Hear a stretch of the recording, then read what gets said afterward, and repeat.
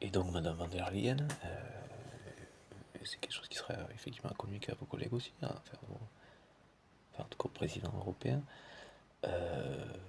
qu'effectivement l'attitude frontale, presque frontale, n'est pas du tout une attitude qui va être porteuse là. Autant vous l'avez pas eu face à Poutine alors que c'est vis-à-vis de lui qu'il va l'avoir, autant là vous l'avez dans un contexte où, bah, tiens, pour changer, vous l'avez dans un contexte où il n'y a pas besoin de l'avoir. Alors effectivement c'est important de rappeler à la Chine qu'elle n'aurait absolument aucun intérêt d'intervenir pour une personne qui, qui devrait être arrêtée et qui j'espère le sera, mais en aucun cas, ni Poutine ni la Russie ne nécessite que la Chine intervienne. La Russie n'est pas menacée en tant que telle. La Russie n'a jamais été menacée dans cette histoire, en fait. Il faut quand même aussi rappeler le contexte, mais très calmement, très posément. Il n'y a pas matière à monter sur ça y est, on se sent plus, on s'est un peu réarmé, on se sent plus, quoi. Comme dirait quelqu'un certainement de niveau intellectuel, je peux pas le dire. Allô, quoi. Peut-être pas lui parler, hein, enfin, mais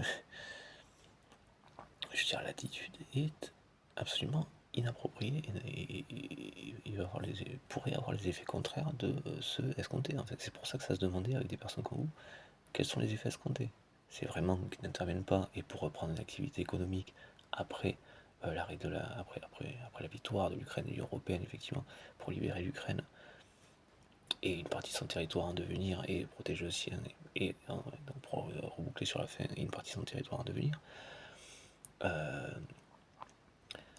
Donc l'Ukraine, donc on est de toute façon sur une attitude défensive, après que effectivement on trouve le moyen d'arrêter Poutine est plus que souhaitable, qui ait des garanties de stabilité européenne, mais en fait c'est au-delà de ça, c'est international, à la garantie de stabilité et reconstruction aussi de la Russie, avec d'où ces garanties aussi, donc sans Poutine, avec une élection démocratique, qui permettra donc cette stabilité et une reconstruction saine, mais à la reconstruction dans laquelle la Chine pourrait être impliquée.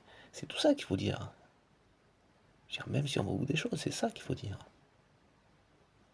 La Chine n'a absolument aucun intérêt à s'impliquer. Et il faut juste le répéter calmement. M. Jinping est quelqu'un qui peut avoir une certaine nature inquiète, anxieuse, on va dire ça comme ça. Et que la Russie, même si la Russie est une démocratie, ça ne gêne rien, sa vie à lui, celle de la Chine et son fonctionnement économique. Au contraire, puisque par-dessus le marché, il pourrait y être associé.